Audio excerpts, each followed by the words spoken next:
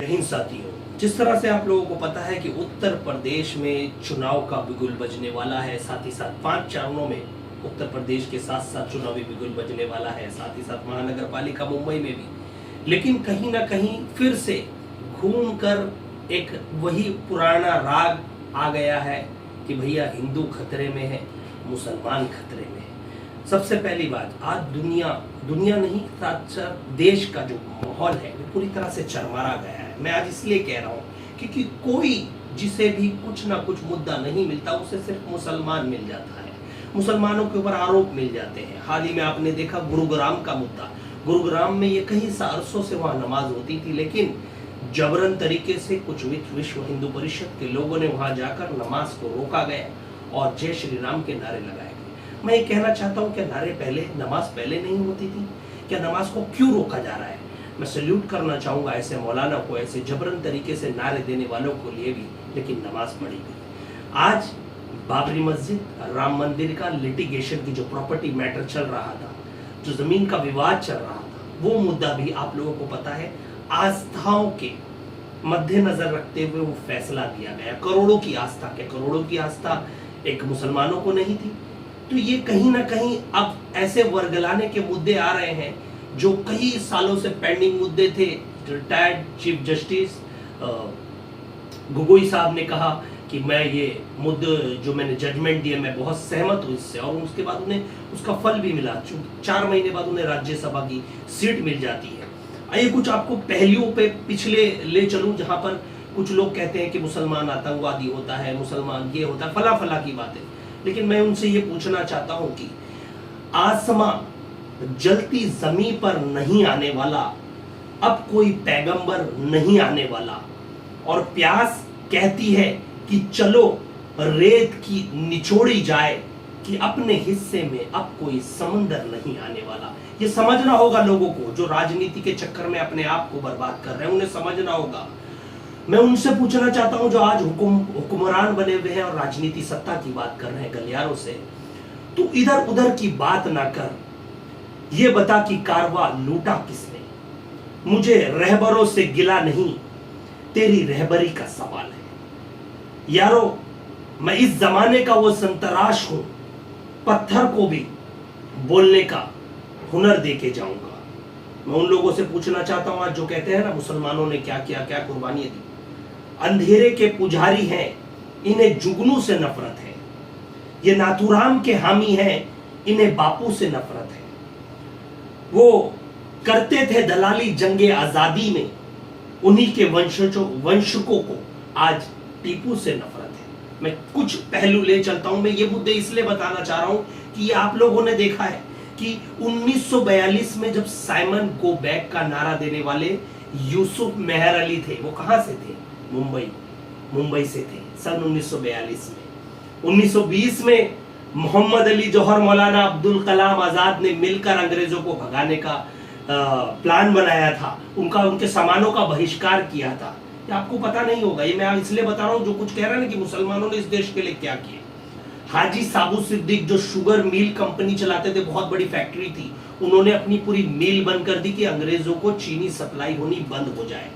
भगत सिंह, शहीद भगत सिंह का केस लड़ने वाले आसफ अली खान थे, और उनकी अगेंस्ट स्टेटमेंट देने वाली शोभा थी, जिसके अगेंस्ट में जब स्टेटमेंट दिया गया तो उसके बाद उन्हें फांसी का ऑर्डर दिया गया। आपको ये जानना होगा और पहचानना होगा अपने आप को। इनकलाब जिंदाबाद का नारा देने वाला भी एक मुसलमान था, जिसका नाम हजरत नोमानी था। सन 1827 में मुसलमानों ने सबसे ज्यादा कुर्बानियां दी, उलमाओं ने कुर्बानियां दी। अंग्रेजों ने हर एक पेड़ पे उनकी लाशों को लटका दिया था। क्रांति, सबसे बड़ी क्रांतिकारी और सबसे कम उम्र में अपनी कुर्बानी देने वाले आपको बता दूं अशफाक उल्लाह खान थे। बहुत लोग पूछते हैं ना कि आज मुसलमानों ने क्या किया, ये बता दो कि हमारा खून है इस शामिल यहाँ की मिट्टी में, किसी के बाप का हिंदुस्तान थोड़ी। और राहत इंदौरी साहब ने सही कहा है। जय हिंद का नारा देने वाला भी हसद नुमानी थे। तिरंगा निर्माण करने वाली सुरैया तैयब थी। भारत को पहला राष्ट्र गीत देने वाले अज़ीमुल्लाह खान थे। ऐसे कई रिश्ते हैं।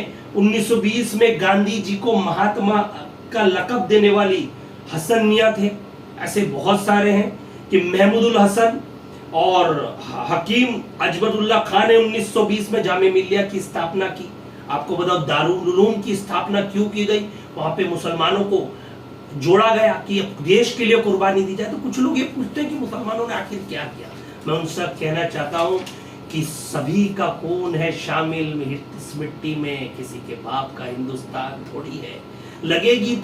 लगेगी आंख तो आएंगे कहीं घर जद में, यहाँ पर सिर्फ हमारा मकान थोड़ी है। तो दोस्तों ये पहचानना होगा, आपको समझना होगा आपकी ताकतों को। ऐसी कुछ ताकतें आपके बीच में आ रही हैं जो चुनाव के मुद्दे लेके और इसको हिंदू मुसलमान का रंग देना चाहती है।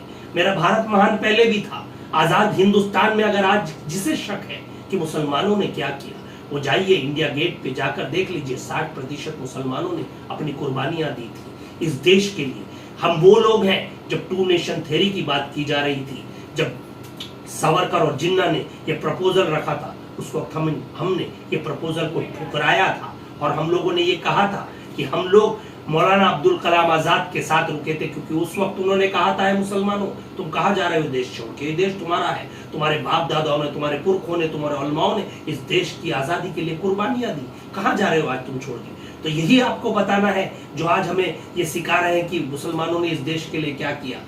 आज ताजमहल की खूबसूरती और कुतुब मीनार की आवाजें चिल्ला चिल्ला के गूंज के कहती हैं, जिन्हें शक है हमारी कि हम हिंदुस्तानी, हम भारतीय हैं, जाके देख लीजिए कि वहां पर कुर्बानियां किसने दी। आज हिंदू मुसलमान का विवाद पैदा करके आज भाईचारे को खत्म करने की कोशिश की जा रही है। हिंदुओं को मुसलमानों से लड़ाया जा रहा है। आप बाबरी मस्जिद का एक लिटिगेशन प्रॉपर्टी का जजमेंट खत्म हुआ, ठीक है, आपने यहाँ की अदालत में तो उसे आस्थाओं के आधार पर जजमेंट दे दिया, लेकिन वहां की अदालत में तो इंसाफ सबके लिए बराबर का होना है। अब मुद्दा उत्तर प्रदेश में, नया मुद्दा, नया विवाद, काशी, और ये सब चल रहा है।